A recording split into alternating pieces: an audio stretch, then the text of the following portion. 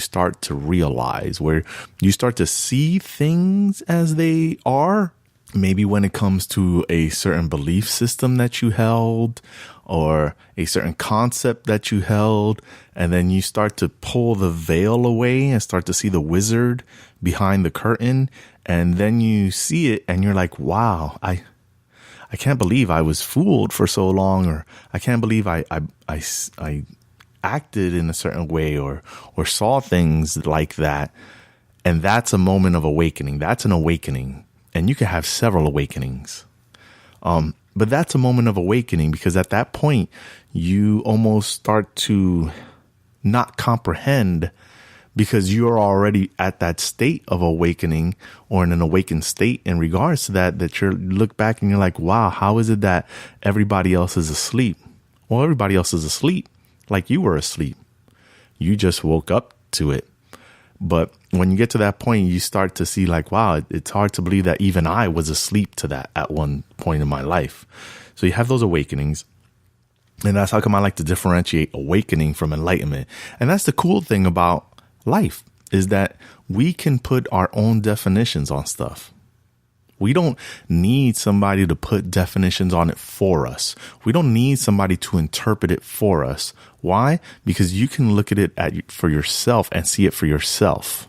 You don't need somebody who's supposedly closer to heaven than you are to interpret things for you. So, awakenings, enlightenment.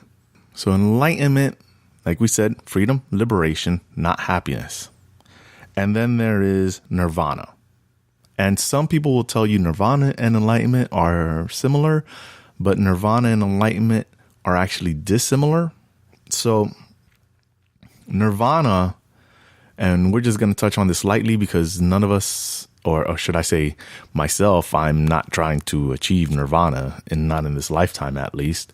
But nirvana is the state at which all desires go.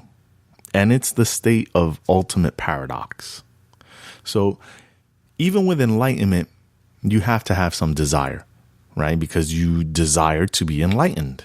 Now, the root of that desire is where things may get a little tricky. The reason behind that, because everything, this too, we'll get into another podcast. The root and the seed of every decision that we make, every motive, is either fear or love. Now, what your motive behind the desire to be enlightened is, whether that is rooted in fear or love. If your desire is rooted in love, and that is why you want to achieve enlightenment, then that ultimately is a good thing. But like I said, you have that desire. Enlightenment still allows you desire. But nirvana is a state where all desires go away, where you desire for nothing. And it's a huge paradox, because you don't desire for nirvana, but nirvana occurs. And you don't desire for existence, but existence occurs. So it's a huge thing, and something that I really don't get deep into, because that's not what I'm trying to achieve. And at that point, it becomes all conjecture. And while conjecture is fun and sometimes entertaining to talk about, in the ultimate goal of things, it really doesn't serve a purpose if it's not my goal. Now, if your goal is nirvana and to achieve that, then there's plenty of places to get information about that. But for the time being on this podcast, I'm not going to get into nirvana. The main focus of this podcast is going to be getting into enrichment. I may touch on enlightenment here and there, but like I said, enlightenment is not for everybody, and that is perfectly fine. There's no problem with you not wanting to have enlightenment. That's okay. But the purpose of this whole podcast is for enrichment and going through our lives so that we can be more enriched in everyday life, and how to reflect that in our community and make that reflect in our culture.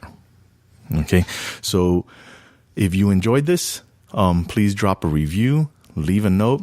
I enjoyed talking about this with everybody, and I hope to see you on the next podcast, where we start to get more into detail about what it means to have a positive lifestyle. So with that, stay focused, stay positive, and remember, make today count.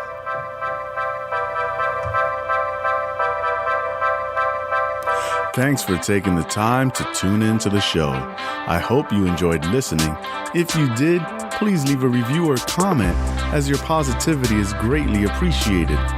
Visit soliloquyradio.com under the Listen tab for links to the podcast via your preferred provider, along with the links to the Facebook, Instagram, and YouTube channel.